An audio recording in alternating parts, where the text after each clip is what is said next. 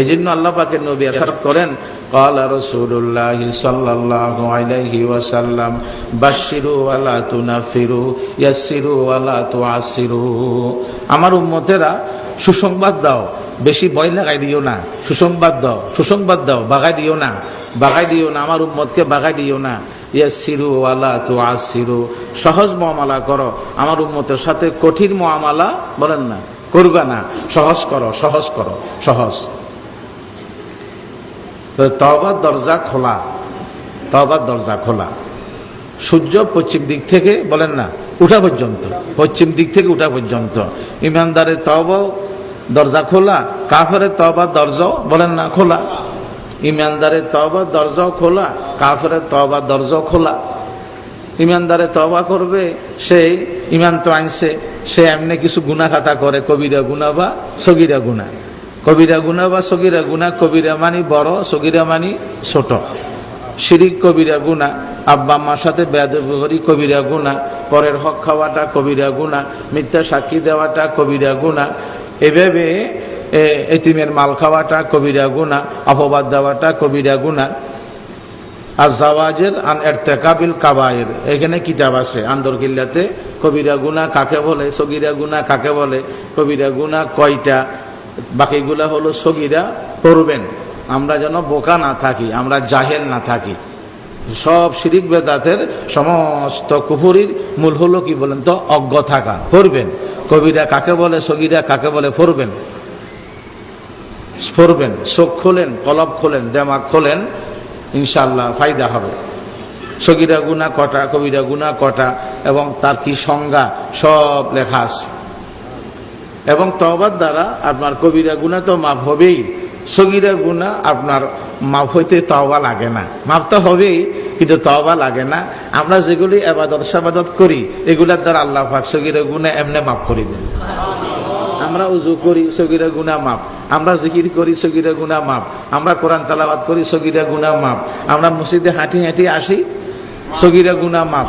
আমরা নামাজ কালাম পড়ি, সগীরা গুনাহ মাফ, সগীরা গুনাহ মাফ। হাদিসের মধ্যে আছে, হাদিসের মধ্যে আছে, কথাটা একটু শরম বলতে হয় মশলার জন্য। এক সাহাবী খোরমা বেচে, কি বেচে বলেন তো, খোরমা। এখন একটা মহিলা সুন্দরী খোরমা কিনতে গেছে, তো সাহাবী পিছনের ঘরে খোরমা আছে, তো পিছনে গেছে, সেই সাহাবী মহিলাকে চুমা দিছে। মহিলা বলে যে ইত্তাকিল্লাহ, আল্লাহ পাকের ভয় করো। তো সাহাবী সোজা সোজা আমাদের নবীর দরবারে চলে গেছে। দরবারে যাইয়ারে বলছে, নবী আমাকে তো, আমি হালাক হয়ে গেলাম, আমাকে পাক করেন, আমাকে পাক করেন। কয় তুমি কি করছো? কয় আমি এটা করছি। কয় ওযু করো, 2 রাকাত নামাজ পড়ো। নামাজ কালাম উযু কালাম পড়ি আসছে। কয় নবী আমাকে পাক করেন না, আমি তো এখন উযু কালাম বানাইছি, নামাজ পড়ছি। কয় তুমি পাক হয়ে গেছো। সাইয়েন আবার হাদিসটা শুনিয়ে উল্টা করবেন না, তাহলে আমি এইভাবে করব আর এইভাবে উযু কালাম বানাই মাপ চাবো, ফিডা একটু মাটি ধরবে না, কথা বুঝেন না, কোনো বলি ভুল করলাম।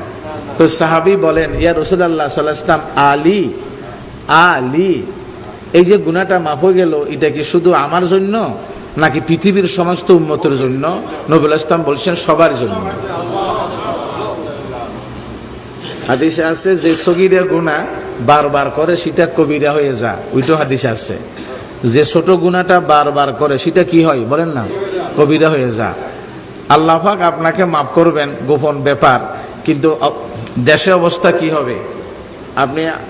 আপনি বাড়ি জ্বালাইতে হলে তো আর হামলাইয়ের আগুন লাগবে না, চুলার আগুনও লাগে না, মেজের কাঠির মাসিসের আগুন দিয়েও বাড়ি বলেন না জ্বালান যা। নবী ইসলাম বলছেন, আয়েশা তুমি আমার বিবি, আমাদের আম্মা জান রাদিয়াল্লাহু তাআলা আনহা, খবরদার সগীরা গুনাহ সগীরা মনে করি করবে না। ছোট গুনাহ কি হবে? ছোট গুনাহ কি হবে? ছোট গুনাহ আল্লাহ পাকের হুকুমের বাহিরে ছোট গুনাহ, সেটাও আল্লাহ পাকের সামনে বড় গুনাহ। যদি তোমাকে আল্লাহ পাক দুজকে দিতে চা, যদি তোমাকে আল্লাহ পাক দুজকে দিতে চা, তো আল্লাহ পাক তোমাকে সগীরা গুনার কারণও দুজকে দিবে। আল্লাহ পাক যদি তোমাকে দুজকে দিতে চান, তো আল্লাহ পাক তোমাকে সগীরা গুনার কারণও দুজকে দিতে বলেন না পারেন। আল্লাহ পাকের নবী ইরশাদ করেন, ক্বালা রাসূলুল্লাহ সাল্লাল্লাহু আলাইহি ওয়াসাল্লাম, ইয়া আয়েশাতু ইয়াকি ওয়া মুহাক্কারাতিজ যুনুব। আমার বিবি আয়েশা, আমি তোমাকে ছোট গুনাহ থেকে ভয় লাগাইতেছি, কারণ ফাইন্না লাহা মিনাল্লাহি তাআলা, ছোট গুনার কারণে আল্লাহ পাক বান্দাকে দোজখে দিতে পারেন। ছোট গুনার কারণও আল্লাহ পাক বান্দাকে দোজখে দিতে পারেন। আর ছোট গুনাহ বারবার করলে কি হয়ে যায়? কবিরা হয়ে যায়। এখন হয়তো কিছু ব্যক্তি কথা মনে করতে পারে, তওবার দরজা যখন খোলা, তাহলে আমি ঠিক আছে গুনাহ করি, আমি তওবা করব আর কি। এখন এটা হলো আমাদের বোকামি, কারণ আপনি তো এখনো মরতে পারেন, আপনি যে তওবার সুযোগ পাবেন সেটা কি আপনার সিউরিটি আছে? তাহলে আপনি এই নিয়তে কিভাবে গুনাহ করবেন?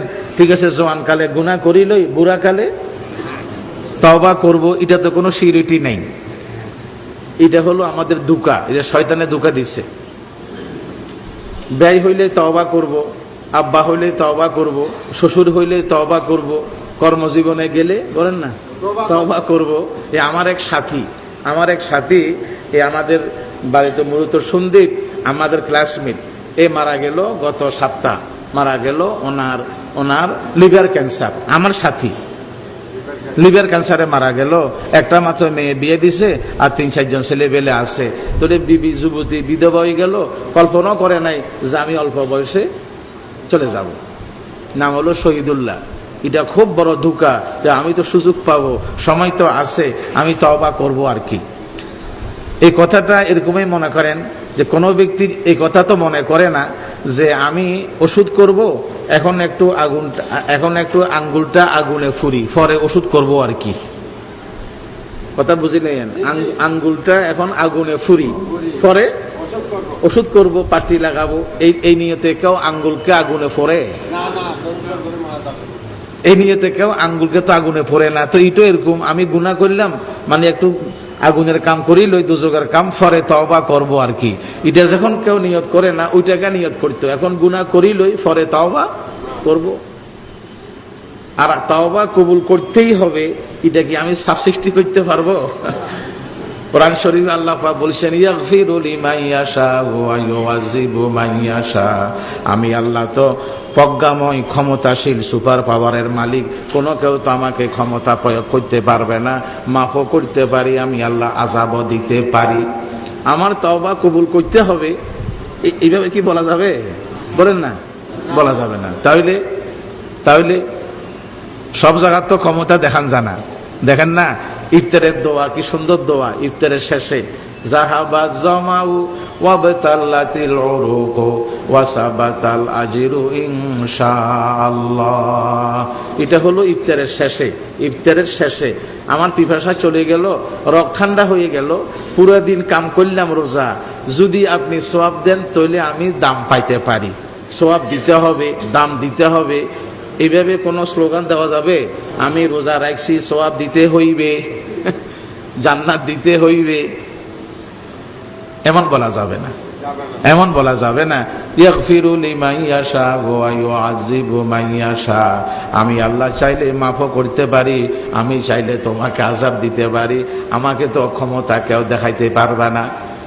কোরআন শরীফের আয়াত, আল্লাহ পাক বলেন, নবী হোক, রসুল হোক, ওলি হোক, যে হইব হোক, আমি আল্লাহ পাক জিজ্ঞাসা করতে পারি, আমার সামনে জবাব দিতে হবে। কিন্তু আমি কোন কারোর কাছে সামনে জবাবদিহি করতে বলে না, হবে না।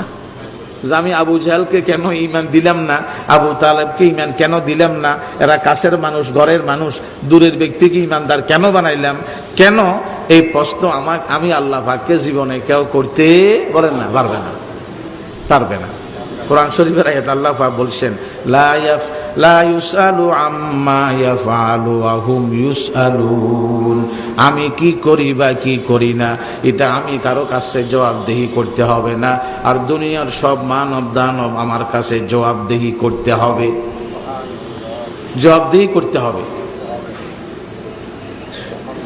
তো আমাকে আমার তওবা কবুল করতে হবে, এটা আমরা বলতে পারবো না।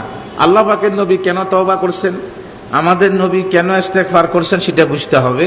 আল্লাহ পাক অন্য আয়াতের মধ্যে বলছেন, আল্লাহ পাক বলছেন কথা গোপন করা যাবে না। আল্লাহ পাক বলছেন ইস্তাগফির লিযামবিকা ওয়া লিল মুমিনিন।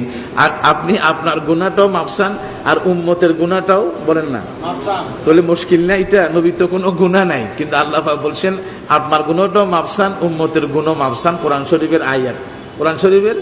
আর এখানে বহুত হাফেজে কোরআন আছে মাশাআল্লাহ। এখন মুশকিল এখানে আল্লাহ পাক উম্মতের গুনাহ যেটা উম্মতের গুনাহ, এটা আল্লাহ পাক ধরছেন এটা আপনার গুনাহ। যেমন ছেলে দোষ করলে, মেয়ে দোষ করলে বাপ মা মনে করে এটা কার দোষ, বলেন না আমার দোষ। বাপ মা কি বলে, ভাই মাপ চাই, এই দোষটা আমি করছি, আমার ছেলে করা মানে আমি করা, আমার মেয়ে করা মানে আমি করা, আপনি আমার দিকে চাই একটু মাফ করে দেন, বেইজ্জত করিলেন না। আয় আল্লাহ পাক আমার উম্মতের বেইজ্জত করিলেন না, আপনি আমার দিকে চাই মাফ করে দেন। তোর নবীর আল্লাহ পাক উম্মতের গুনাহকে নবীর গুনাহ বলছেন। অথবা এখানে আল্লাহ পাক নবীকে কেন বলছেন মাপ চাইতে হবে? যেখানে আপনার কোনো গুনাহ নাই মাপ চাইবেন, তো আপনার উম্মত আপনার থেকে শিক্ষা নিবে। নবী যখন মাপ চা, তো আমরাও মাপ চাইতে হবে। নবীর গুনাহ নাই, উনি মাপ চা, তো আমরা তো নিশ্চয়ই মাপ চাবো। এই জন্য শিক্ষার জন্য বলছেন যে আপনি মাপ চাবেন।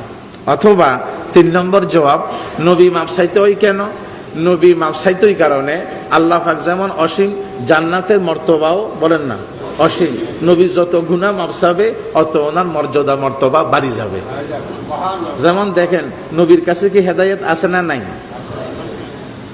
না মানে হেদায়েত ওনার কলব আল্লাহ পাক দিছে, তো হেদায়েতের মালিক তো, কিন্তু আল্লাহ পাক ওনাকে হেদায়েত দিছেন। তো আল্লাহ পাক ওনাকে হেদায়েত দেওয়ার পরে উনি আবার হেদায়েত চান। ইহদিনাস সিরাতাল মুস্তাকিম সিরাতাল্লাযীনা আন'আমতা আলাইহিম গায়রিল মাগদুবি আলাইহিম ওয়ালাদ-দাল্লিন। আয় আল্লাহ পাক আমাকে হেদায়েত দেন। তো নবী তো হেদায়েত আছে, নবীর কলবে তো হেদায়েত কি আছে। তো আবার হেদায়েত দেন মানে হেদায়েতের মর্তবা অসীম, হেদায়েতের মর্তবা অসীম। অতএব আমাকে শুধু মর্তবা বাড়াই দেন, বাড়াই দেন, বাড়াই দেন, বাড়াই দেন। অথবা আমি হেদায়েতে আছি, হেদায়েত যেন আমার কলব থেকে ছুটে না যা, আমাকে সবসময় হেদায়েতে রাখেন। বুঝেন না কথা, বুঝেন না? যেমন আল্লাহ পাক বলছেন আমার ইমানদার বান্দারা তোমরা আবার ইমান আনো। আরে আমি তো ইমান আনছি, আবার ইমান কেমনে আনবো? আল্লাহ পাক বলছেন ইমানদার আবার ইমান আনো। তাহলে মুশকিল না? জবাব আছে। আল্লাহ পাক বলেন কোরআন শরীফের আয়াত, ইয়া আইয়ুহাল্লাযীনা আমানু আমিনু বিল্লাহি ওয়া রাসূলিহি ওয়াল কিতাবিল্লাযী নাযালা আলা রাসূলি ওয়াল কিতাবিল্লাযী আনজালা মিন